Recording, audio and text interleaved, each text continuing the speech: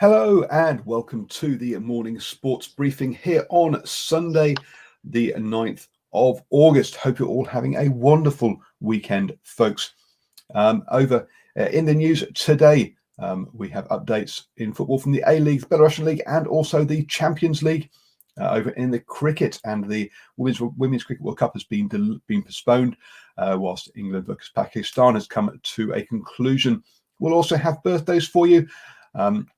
Over in the rugby, the Canes, the Tars get wins, and we also have an update on the Cross Tasman Super Rugby competition potentially for next year. Over in the NRL, Storm Knights and Panthers all get big wins, and the Pulse bounce back in the ANZ Premiership. The Thunder come up short in the NBA, and over in the golf, Linda Ko is leading, whilst Danny Lee has made the cut for the weekends. And finally, there's more updates in the Gymnastics New Zealand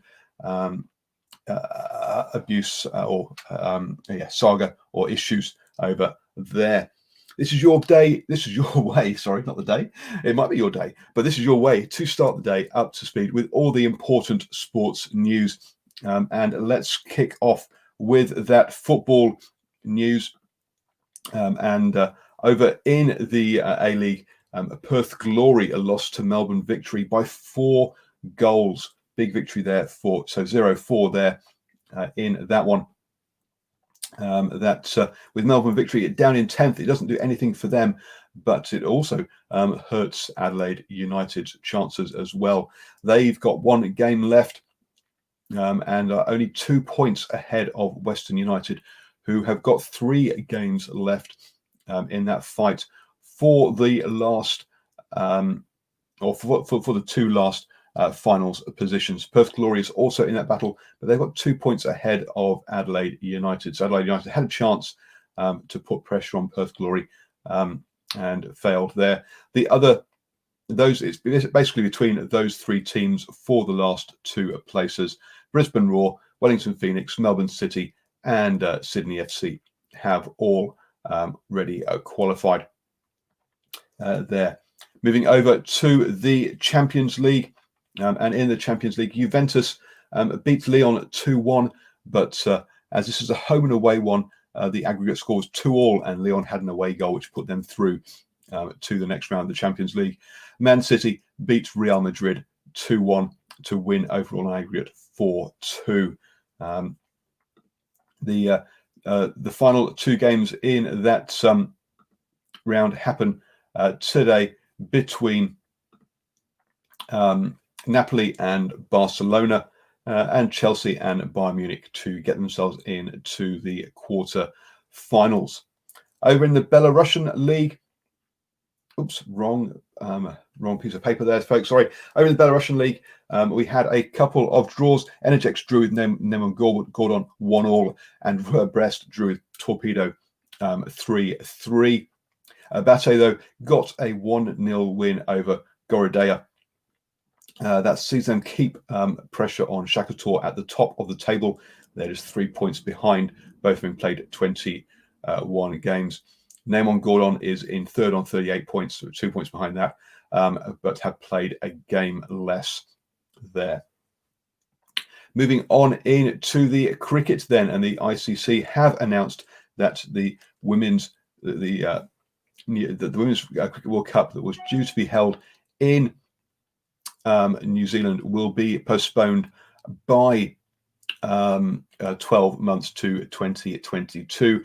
The reason being for that is not the actual hosting of the tournament, but is the lack of games for most of the teams prior to the tournament. If you had no games, who do you know how to select, for example? Also, there is still qualification to sort out, and having those games take place is a difficulty. So that is why they have postponed the Women's Cricket World Cup 2022.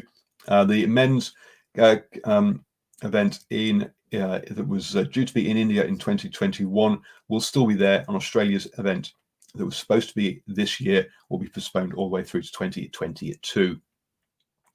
Over in the Test match in England, and England have beaten Pakistan with 1 day to spare.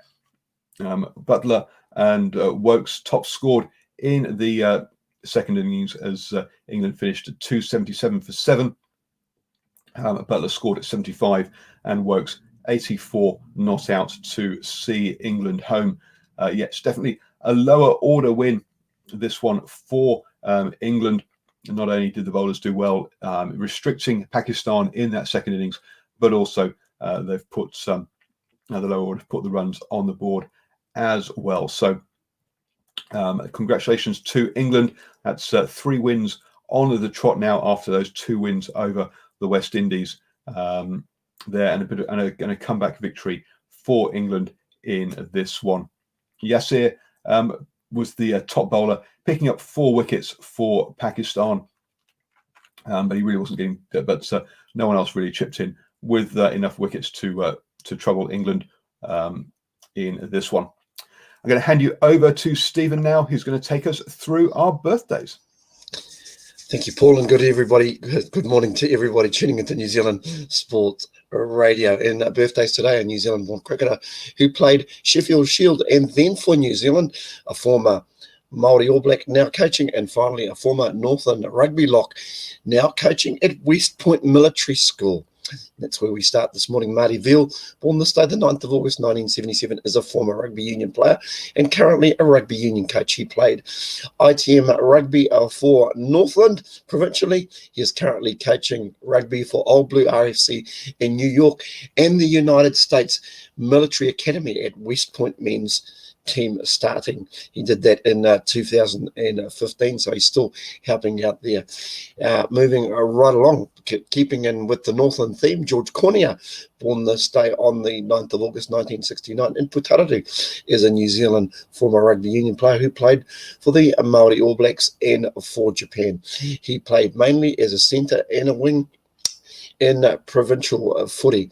Cornea is currently the head coach of Northern in the Mitre 10 Cup. Now, I think George may have played his provincial rugby for the Turbos, although they weren't known as the Turbos back in the day, but Manawatu.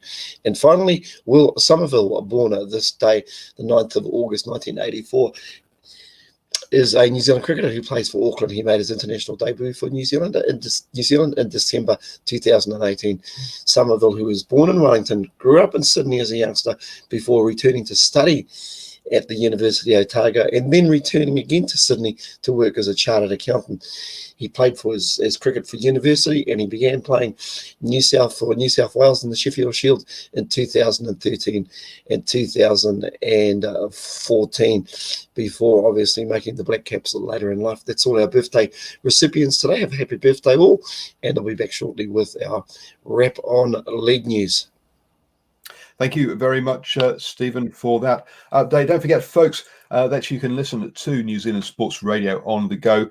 Download iTunes, Spotify, iHeartRadio, Acast, and search for New Zealand Sports Radio. Moving on to the Rugby Union.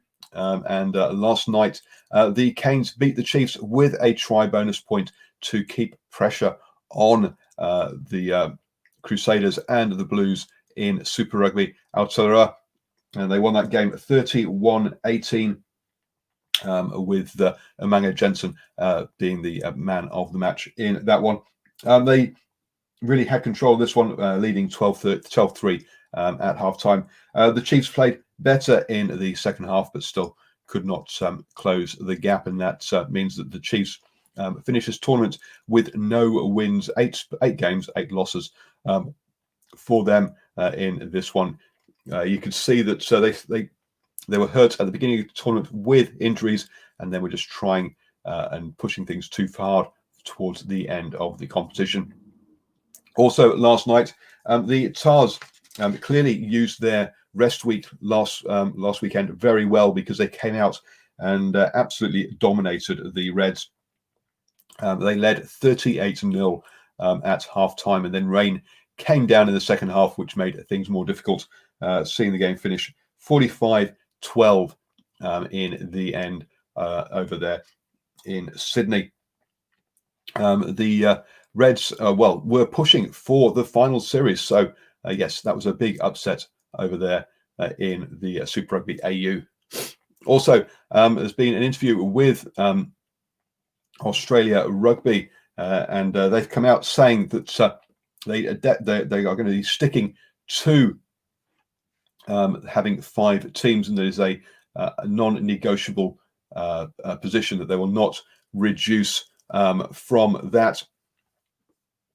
And that clearly the ball is in New Zealand Rugby's court, they say, and that they will be they're putting 2 different versions towards their TV partners. One is a domestic competition and one is a trans-Tasman competition, and they see that it should be 10 to 12 teams, not the 8 to 10 teams that New Zealand see.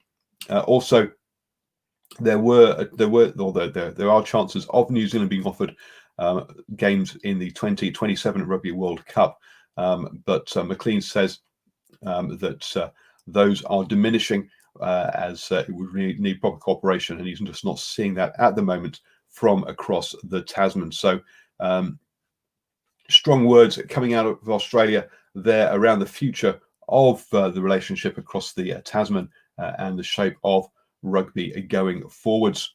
I'm now going to hand you back to Stephen, who is going to take us through our NRL update.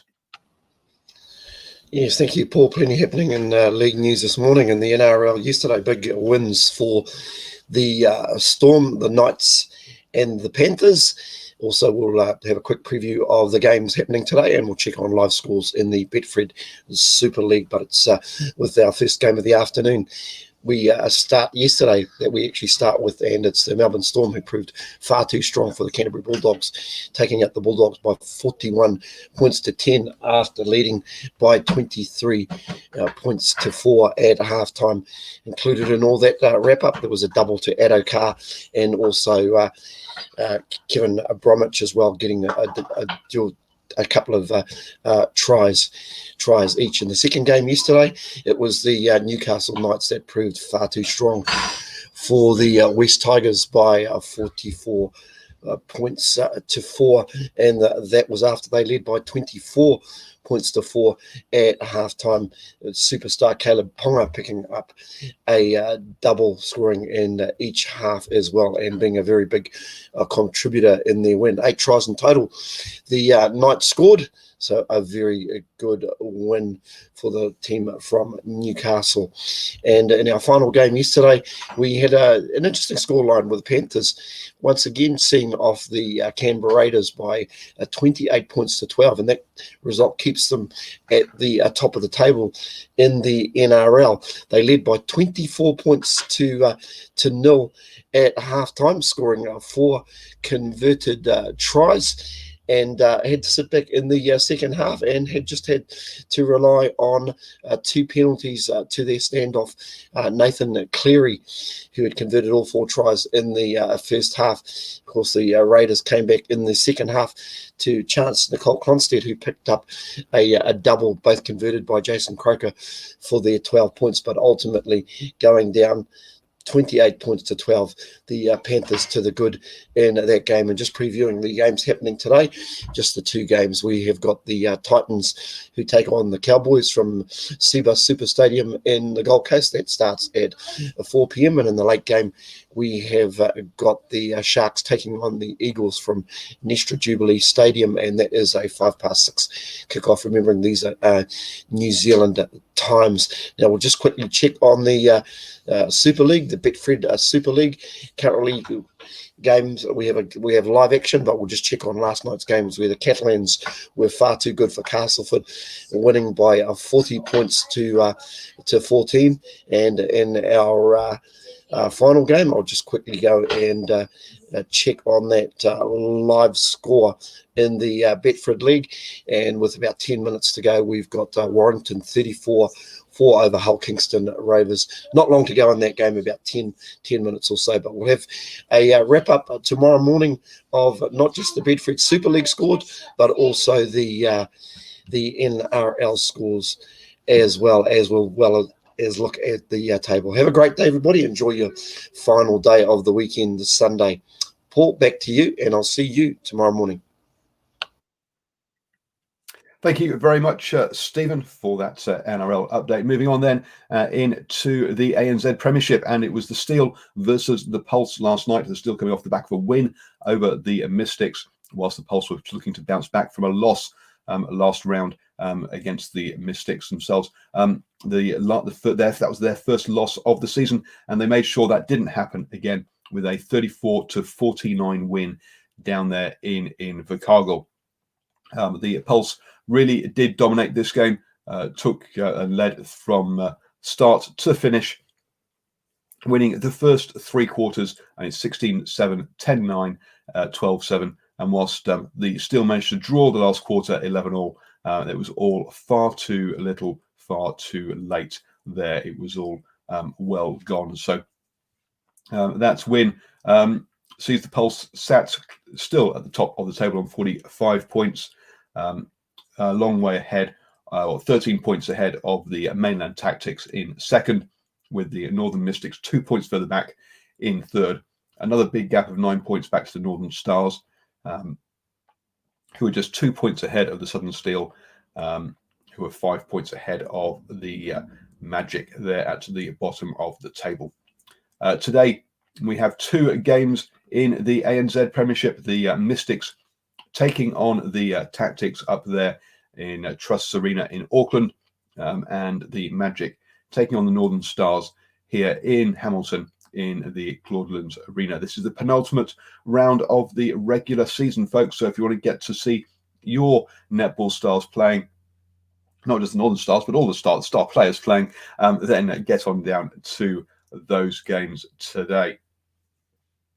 Moving on then, in the NBA, the Thunder have lost to the Grizzlies 92-121. Big loss there for the Thunder. Steve Adams didn't play in this game, and the Thunder have already qualified for the finals, so are they resting players? Whereas the Grizzlies are fighting it out for that last spot there. Over in the golf, and Linda Ko is leading the Marathon Classic in the Women's PGA. She is due to take to the course. She was supposed to take the course just about 20 minutes ago at 6:55 a.m. She has a one-shot lead coming in to the third round over there. So if you want to follow that, then I say that's live right now. Over in the US PGA and the championship, and Danny Lee is through, has made the cut and is through to the weekend. He is currently on one over par, down in tied 60th. And again, he is on the course now. If you want to go and watch him and follow him in the championship over there, clearly it's good to see him make the cut and be in the weekend's play. Over in the gymnastics, and in Gymnastics New Zealand have said now that they'll hand in all of the emails that are sent to their complaints box over to the Sports New Zealand ICM, or the Interim Complaints Mechanism, for them to handle. However, they have also said that two people at Gymnastics New Zealand will have access to and read those emails. So it's still not a anonymous complaints procedure, but at least they're being handled by an independent party. There, the ICM will be handing appropriate complaints across to the review, to the independent review that is taking place of Gymnastics New Zealand. So a step in the right direction, but not a perfect setup by any stretch over there in Gymnastics New Zealand for that one.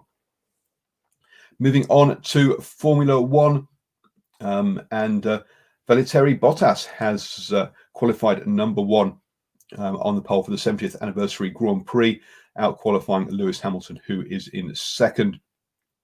Nico Hulkenberg, who has come in for the coronavirus struck down Sergio Perez, qualified in third in his Racing Point car. Now, controversy around that Racing Point car in that they have been fined for copying parts from Mercedes. Now, Mercedes handed over the design of the parts when it was legal to do so. Then the regulations changed, saying that certain parts could and couldn't, which parts could and couldn't be copied, and Racing Point have used basically, or are being accused of basically copying the whole car.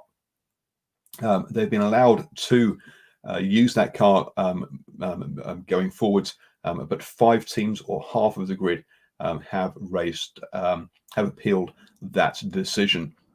So good qualifying by Nico Hulkenberg, but you can see there's controversy around the car that he is in.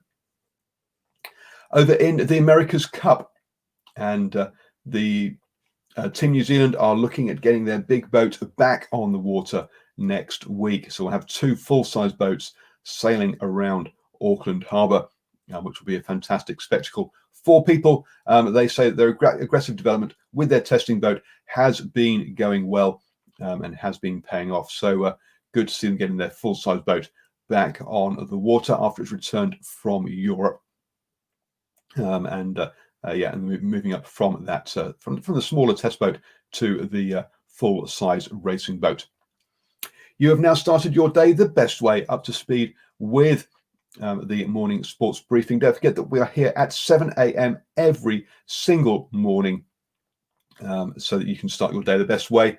And we'll be back again tonight at 8 p.m. as well with the Super Rugby Review Show, wrapping up all 4 of those games, because yes, today we have one more game, which is the Crusaders versus the Highlanders at 3:30. The Crusaders could wrap up the tournament or win the tournament today, one round before the end. Obviously, we've got we'll have 2 more games next weekend as well. So a lot of people in the Hurricanes and Blues areas will be supporting the Highlanders today to try and keep the competition alive just for one more weekend.